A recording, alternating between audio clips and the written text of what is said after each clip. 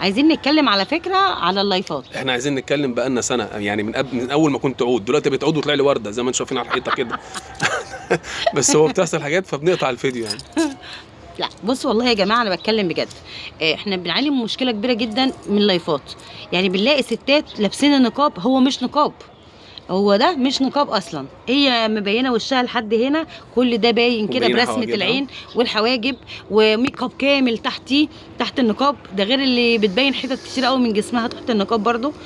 غير اللي لابسين نقاب اصلا وهم ملتزمات، المفروض انهم لا، ملتزمات. في نوعيه بيلبسوا نقاب عشان يتداروا على السوشيال ميديا من غير ما حد يشوفهم. في كتير في من جدا. النوعيه دي. غير اللي بتبقى قاعده بقى طول النهار على اللايف، بسم الله ما شاء الله، لا حول ولا قوه الا بالله، قاعده ضحك وهزار واخر سفاله. ده غير طبعا بقى الداعمين، ادعمك ابعتي لي رقمك على الواتس، ادعمك ابعتي لي السناب بتاعك، ادعمك يبقى وريني صورك، افتحي لي الكاميرا، وحاجات كتير وتنازلات كتير جدا بتضطر تتنازلي علشان خاطر ايه؟ طبعا هي مبدئيا الحره لا تاكل بثديها، تمام.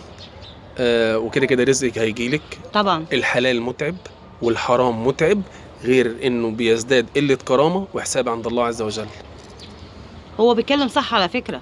انا عايزه اعرف الرجاله اللي بتبقى قاعده جنب مراتاتها وهم فاتحين اللايف وقاعدين بيسقفوا ويهيصوا ويزغرطوا، ولو قال له الداعم ارقص هيرقص، ولو قال له رقص مراتك هيرقص، ولو قال له، والله العظيم والله انا اعرف حد من اللي كانت بتخش اللايفات دي، كانت داخله تسالني سؤال ديني، فبتقولي لو سمحتي بعد اذنك انا بفتح لايفات وجوزي بيبقى قاعد جنبي والداعم اكتر من مره يقعد يعاكسني قصاده وهو بيسكت، هل ده حرام؟ فانا هخليه يرد عليك. بص، هي الموضوع مش موضوع هل ده حرام قد ما موضوع ان هو نخوه.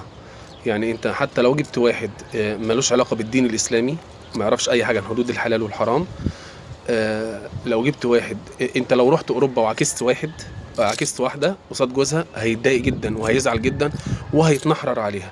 يمكن مش بالشكل الكافي، بس اكيد مش بالشكل المخزي اللي بيحصل وانت قاعد وشايفها بتتعكس وعادي. اصل ده داعم ولا اصل ده دافع؟ لا هو اصل ده دافع. بالظبط كده. لو دخل على مراته ولقاها بيتكلموا انت بيخاف ينطق، بيخاف يتكلم، لا يسمع صوته وما يدعمهاش بعد كده. ولو هو عارفه ليه ممكن يكون يخاف بيتكلم؟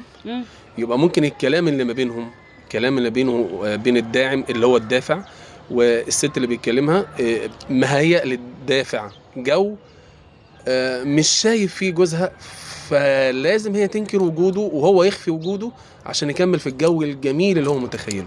ومش كده كمان، ده في بيبقى داعمين عارف ان هو جوزها جنبيها وبيقصد يكلم كده، هو بيتلذذ في انه يلغي جوزها، بيتلذذ في ان هو ما يخللوش قيمه.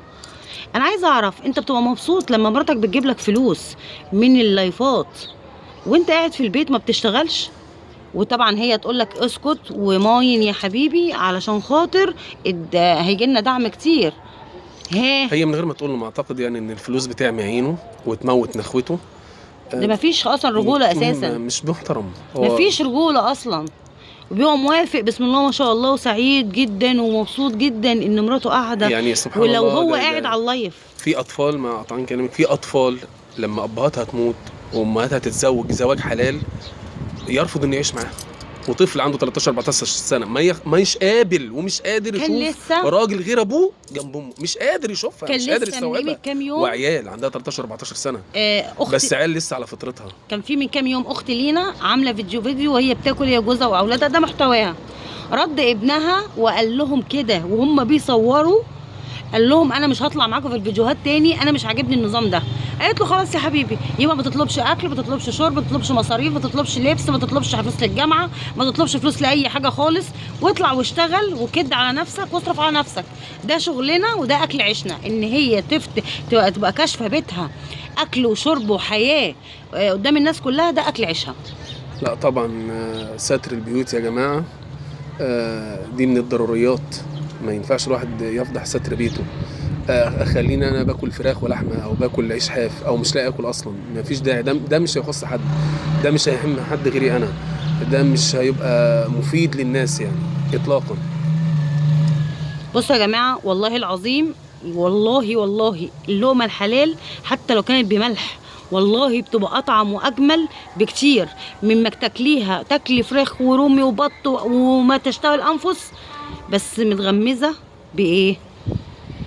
بجسمك العريان، يعني منك انت حتى، يعني مش عايزه اقول الكلمه والله مش عايزه تطلع من لساني، بس يعني كفايه ان جوزك حتى من جواه هو مش محترمك على فكره، بس هو علشان خاطر انت مقعداه في البيت جنبك وانك انت موافقه على قعدته، هو بيماين مش فارق معاه، انت رخيصه بالنسبه له. انت لو انت غاليه عنده والله هيخلي حته منك تبان لاي مخلوق. والله مع يعني تكملة لكلامك، حتى لو بيكرهك وملكيش لازمة عنده، لو هو راجل مش هيقبل الأوضاع دي خالص. مش لو راجل. كفاية بقى كده الفيديو عشان أنا دراعي. يس، مع السلامه، مع السلام عليكم.